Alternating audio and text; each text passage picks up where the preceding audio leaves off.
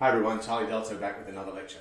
This one's on the Frankfurt School. Now, the Frankfurt School, neo-marxism, critical theorists, those three terms are all basically interchangeable.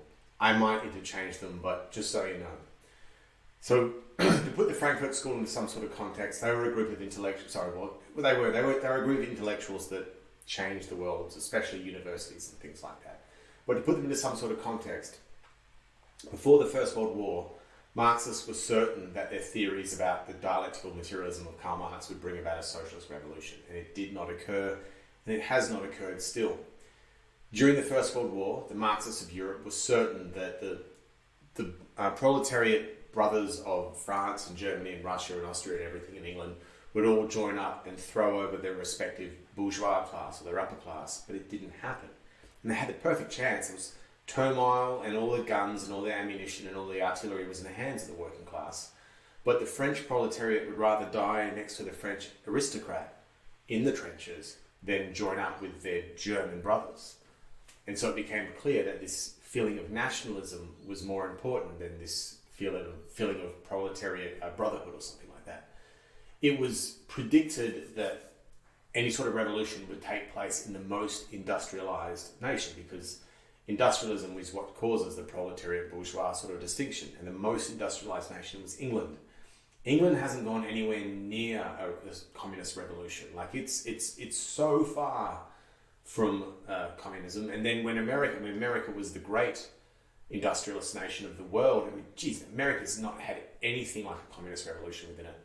There has been one big communist revolution, and that was in Russia, famously in 1917, I think. Russia was not an industrialized nation in 1917. It was still agrarian.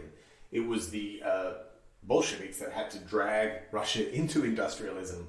What? Sorry, the people that didn't like capitalism, industrialization, caused the Industrial Revolution in Russia. Well, hey, look, the less said about that, the better. Now, after the First World War, the Marxists had to accept that they were beaten and might very well be wrong. But as always, there's some stubborn SOB that just doubles down and refuses to look facts in the face. And this is the Frankfurt School. Founded, of course, in Frankfurt, in Germany, in 1923, the Frankfurt School was essentially a Marxist research center. And it only got off the ground due to a really large donation from a rich Marxist, trust me, they're all rich, called Felix Weil. It included lots of, philosophy, psychology, history, economics, politics, all those sort of social sciences. But all of those social sciences were aimed in one direction, to try and understand how socialism could overcome the obvious practical reality that it simply doesn't work and that people don't care about it. While there are many names associated with the Frankfurt School, the big ones are Max Horkheimer, Theodor Adorno, Herbert Marcuse, Erich Fromm, Antonio Gramsci, and Georgy Lukács. Googling those names will bring up plenty of right-wing nutjob conspiracy theories, allegations of degeneracy and all sorts of things. I want to steer clear of all of those distractions and get down to the truth of things, but let me just touch on them a bit. Like, they were all Jewish, and they all had to flee Europe, and Germany especially, when Hitler came to power, for reasons obvious, and they fled to America via France for a little while. And indeed, one of the guys hung around for too long and had to get out through Spain, and he got stopped at the French-Spanish border, and they found out who he was, and he suicided rather than get caught because he knew he was off to the gas chamber. So they had a fairly tough life. Antonio Gramsci is just a man among men. Like, you'll read about him. He was amazing. He was brave and very, very strong. He was a disabled guy and didn't have much going for him, but stayed around in Italy when Mussolini was in power, speaking communist thoughts when he knew it was going to get him in trouble. And the only communist that had any power anywhere was Stalin, and he spoke against Stalin. Like the Solzhenitsyn quote, "When you can speak for the wolf, speak against it." He did speak against Stalin, even though Stalin was his only friend, because of the purges, that Stalin was just murderous. And with no friends left, he got thrown in prison, and he had lots and lots of health issues, and it didn't go well for him in prison. And despite all of that, he managed to write down everything in little notebooks hidden in prison and smuggle them out. And his prison diaries, or his prison notebooks, have become very famous. I think he invented, or at least championed, the idea of hegemony, if you ever want to get into it. But Gramsci's a hell of a guy.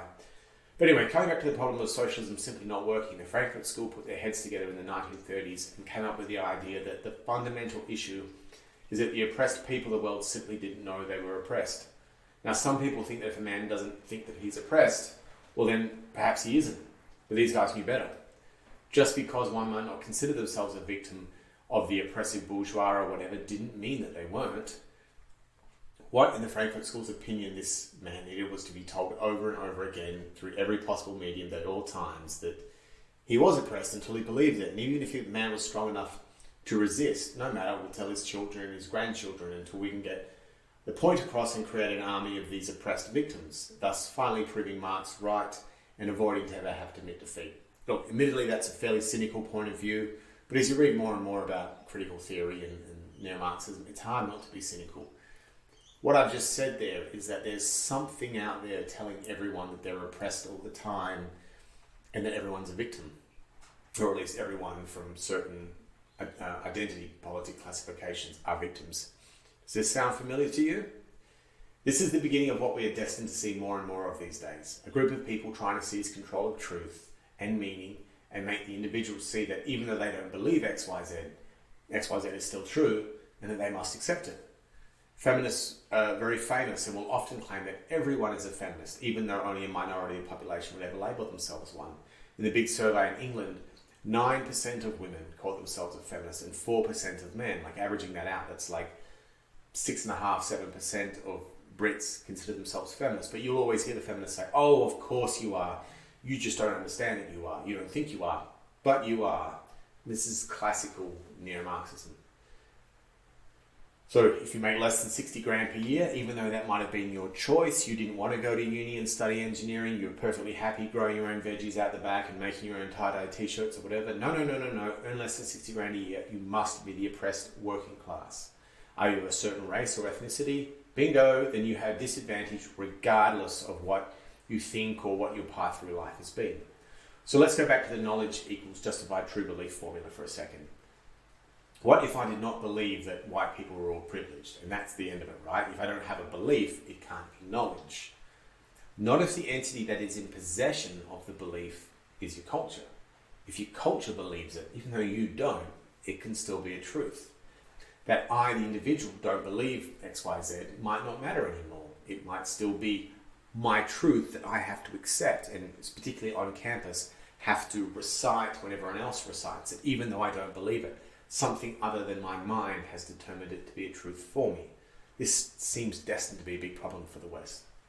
Pre the Frankfurt School, if I were an individual that believed that white people weren't privileged, then people would say, oh well, he's welcome to his opinion and move on. Come election time, we find out what percentage of the population believes what the government, what percentage of the population believes what, and governments would form, like with Brexit.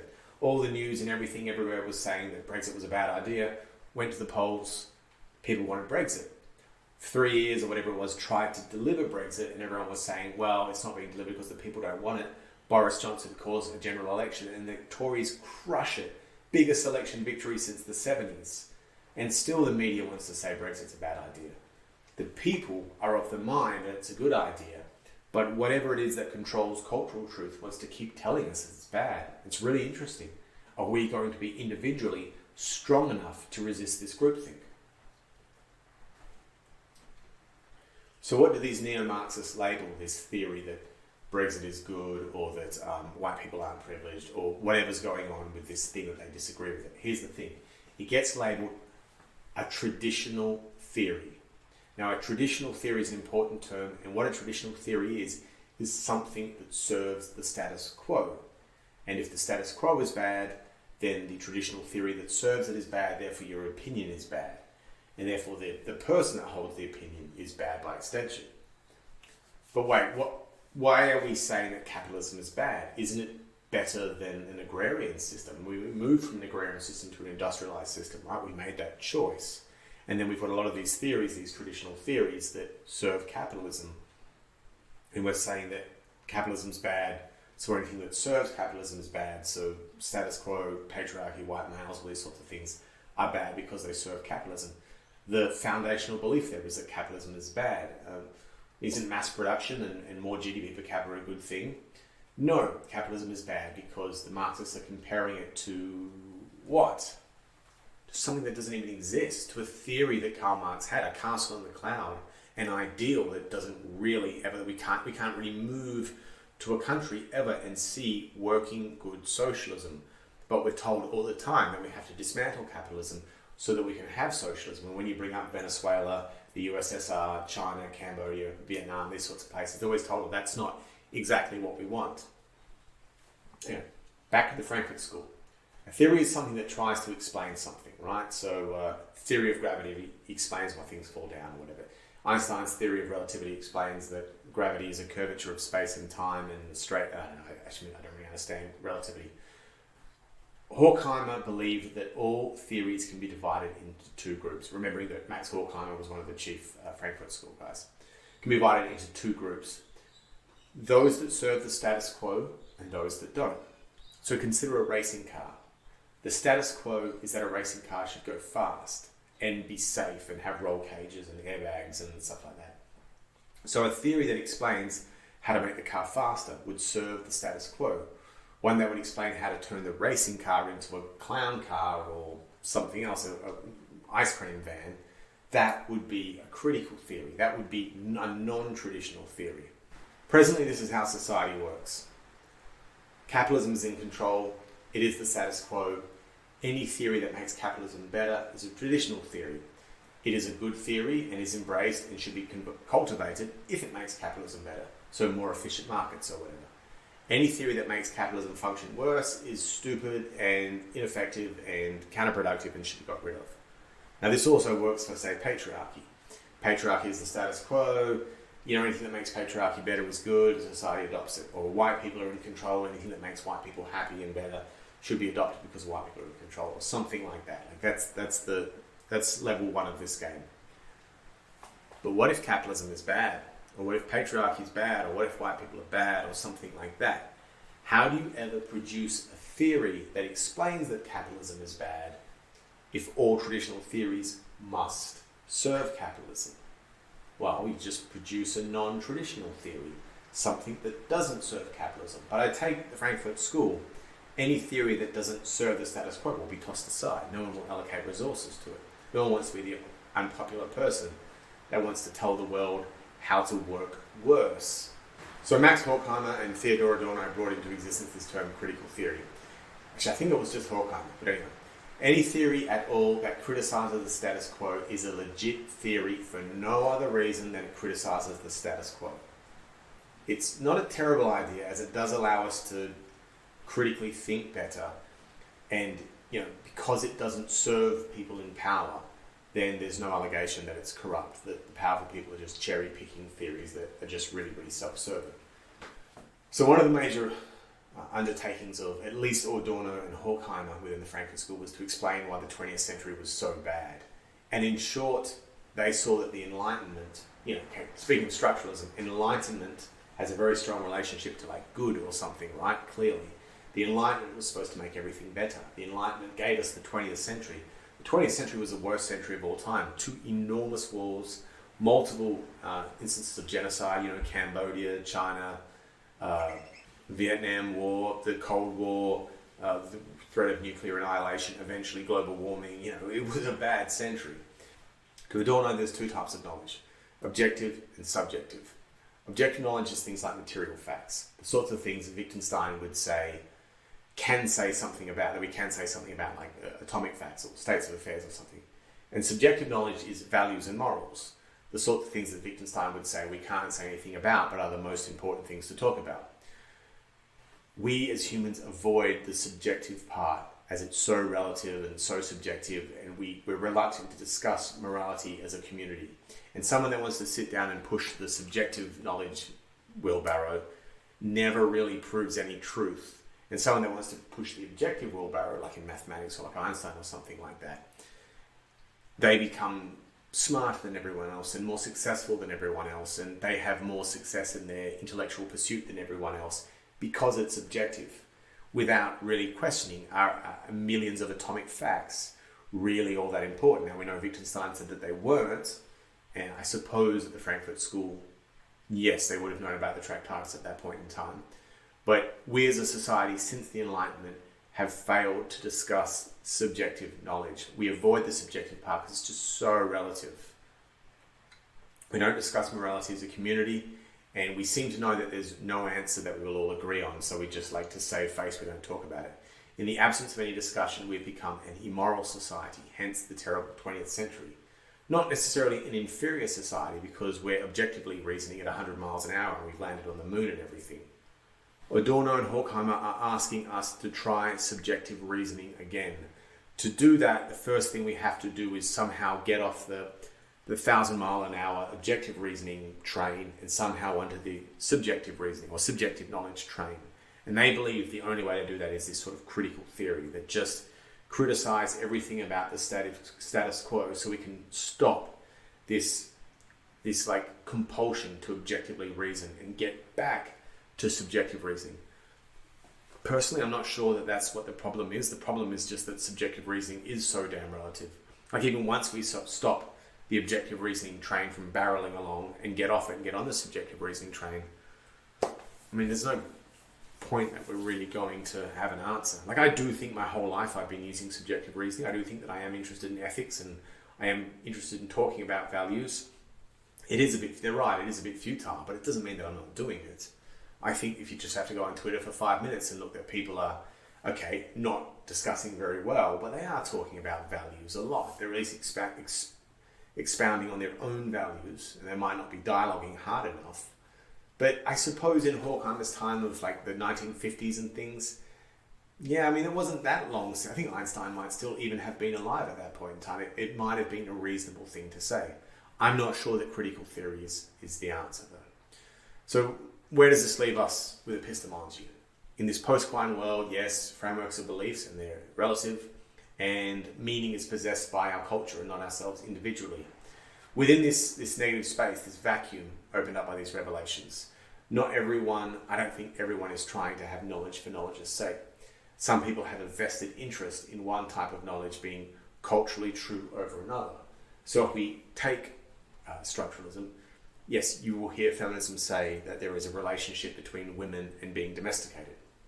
And let's say that being domesticated is a bad thing. I'm not sure that it is being a bad thing. It doesn't sound too bad being in a house as opposed to out there fighting actual bears and lions and going to war and things. But let's just say being domestic is a negative thing.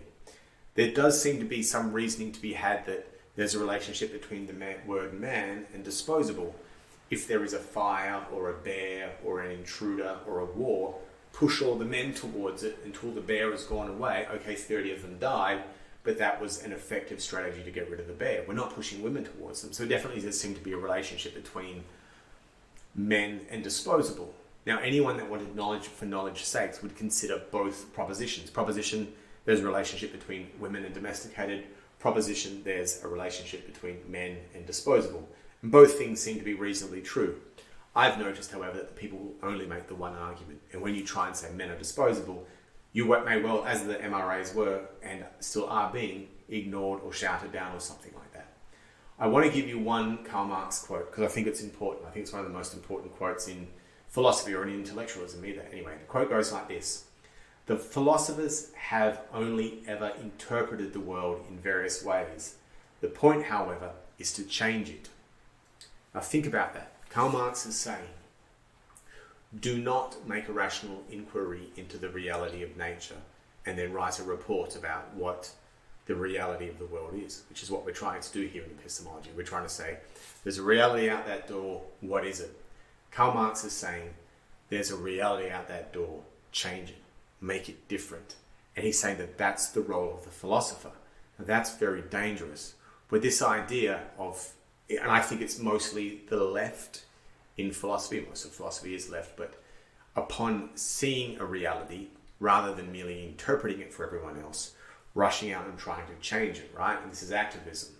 And we can't ever have epistemology and know what it is if as soon as we see what it is, we decide it must change. And I believe this is one of the major things that we might call neo-marxism or the Frankfurt School brings to epistemology, the idea that we should be active players in changing the reality of the world, as though you're a bad person if you don't do something about what you see. But there's value in describing it accurately and then bringing it back to the people, everyone, and saying, I have accurately described reality. What do you all think that we should do? Perhaps we should do nothing. Perhaps like Christians, we should think, well, bear your cross every day. That's the reality of the world.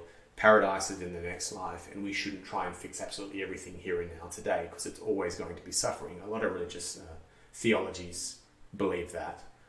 But this Frankfurt School has brought epistemology into the idea that it should create change. And I'm not sure that it can be epistemology once you say that. We shouldn't be the prescribers of meaning to the world, but the describers of reality. We shouldn't be selling beliefs, but we should be like diagnosing truth if we can. I think the real question, I'm going to end it here, but how did this ever really get off the ground? There's two answers to that. Number one, neo-Marxism is absolutely rife in the universities. It's not in the general population, but there are more Marxist professors in American colleges than there are conservative. Now, pretty much half the country is conservative and half the country is liberal. Very, very, very small percentage of the country could ever be considered Marxist. But from that very small percentage, there are more university professors coming from that community than from the whole half that votes Republican, in America at least. That seems to be a sort of screwy, but that does give the Marxist professors a great access to our children when we send them off to college. The second reason that it might be taking off is because one of the status quos that get attacked is straight white males. Straight white males, which I am, have a lot of enemies. A lot of the feminist females dislike us, a lot of non-whites dislike us, and I suppose the LGBT community's got some problem with us too. It's not necessarily, therefore, that everyone that supports critical theory or cultural Marxism, neo-Marxism, whatever you want to call it, agrees with it. It's just an expedient tactic to do away with their enemies or to give themselves a hand up the ladder or something like that, assuming that they're not at the top of the ladder already. Anyway, there's the two reasons that I think Frankfurt School kind of got off the ground and has got real legs in the world right now. It doesn't do anything for epistemology. It is negative for epistemology. It doesn't give us any truth. It is at best, I like to make an argument for it, it's at best asking us to get onto the subjective knowledge train, and maybe from there we might have some epistemological truth that way, but it doesn't give us any, and it seems definitely to be negating one of the fundamental realities of what epistemology has to be, that is some sort of neutral storyteller about what the truth of the world, the truth about reality is. It's asking us to change reality as we see it. Okay, look, I'll leave critical theory there. We don't know the end of this story because it's still well underway right now. We can't look back on it like we can look back on Kant or Hume or something like that. We are living through this right now. The next lecture is on post-structuralism. That's going to be a big one. Stay tuned and I'll see you in that lecture. Bye for now.